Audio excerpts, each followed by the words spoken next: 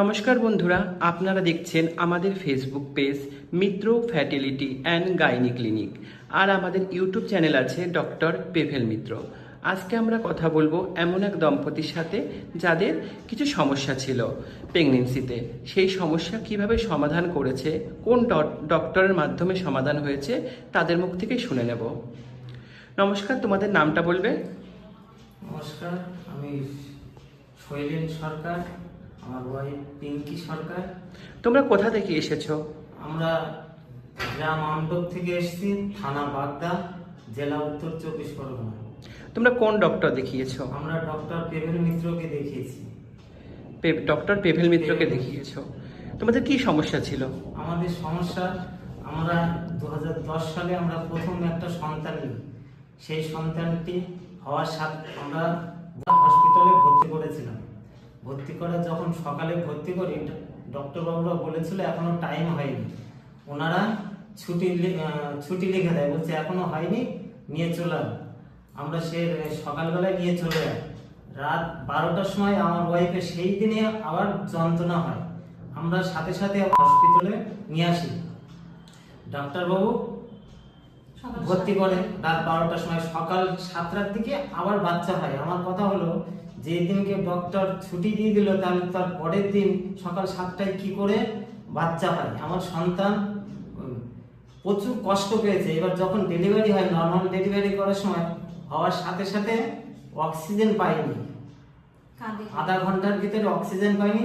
তার জন্য আমার সন্তান কোনো কাঁদেনি, ওর জন্য একটা ওর অক্সিজেন ঘাটতির জন্য ওর প্রচুর সমস্যা চলে আসে শরীরে।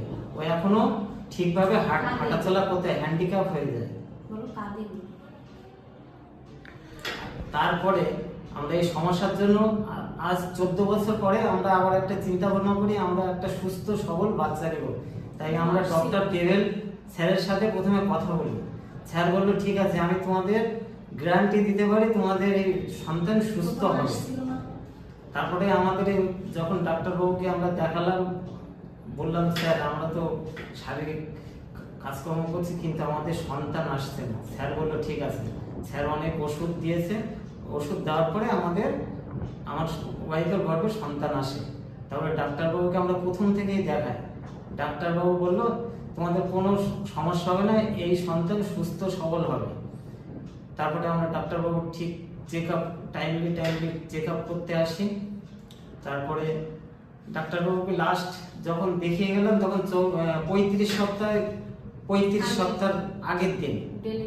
এবার রাত্রেবেলা ডাক্তারবাবু দেখানোর পরে রাত্রেবেলা যখন আমরা বাড়ি নিয়ে যাই, তখন আমার ওয়াইফের জল ভাঙা শুরু হলো প্রচন্ড। মানে কিছু আমাদের ভুলের জন্য, যেরকম আমার সন্তান হ্যান্ডিক্যাপের জন্য আমার সন্তানকে স্কুলে দিয়ে আসা নিয়ে আসা করতে হয়।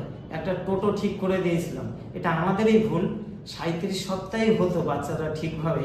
ডাক্তারবাবু আমাদের বলেছিল যে তোমাদের পুরো ফুল বেড, তোমার ওয়াইফের ফুল বেড রেস্ট দরকার।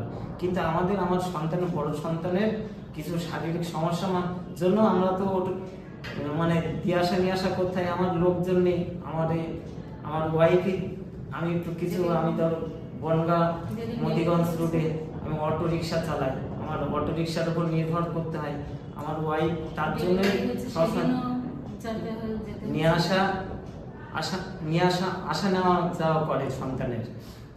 এর জন্য কিছু ওই 37 সপ্তাহ পর্যন্ত যায়নি। 35 সপ্তাহ রাতে আমার ওয়াইফের প্রচন্ড, আমি যখন 7:30টার দিকে বাড়ি যাই, দেখি ওয়াইফের জল ভাঙা শুরু হয়ে গেছে। স্যারের সাথে আমি পেভেল স্যারের সাথে কথা বলি।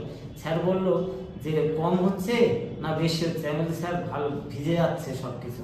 বলতে তুমি এখনই নিয়ে চলে আসো।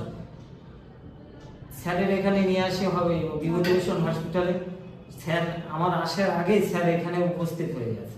স্যার বললো ঠিক আছে। স্যার বললো দেখো জল তো প্রচুর বার হচ্ছে, অল্প বার হলে আমি ইনজেকশন দিয়ে বন্ধ করতে পারতাম, এটা হবে না, এখন তোমার ডেলিভারি করতে হবে। আমি স্যারকে বললাম ঠিক আছে, আপনি যেটা ভালো বলছেন সেটাই করুন। স্যার বললো ঠিক আছে। স্যার ওই তখন 10টা, 10:30, 11টা বাজে আমার ওয়াইফের সিজার করলো, সুস্থ সবলই সন্তান আসলো। তো ডক্টর পেভেল মিত্রের ব্যবহার আপনাদের ভালো লাগে? তাই সুন্দর। আমরা সবাইকে বলতে চাই আপনারা ডক্টর পেভেল মিত্রের কাছে আসুন, ওনার ব্যবহার দেখুন, ওনার ট্রিটমেন্ট খুবই ভালো। স্যারের ব্যবহার খুবই ভালো। ঠিক আছে, ধন্যবাদ আপনাদের আমাদের সাথে এতটুকু সময় দেওয়ার জন্য।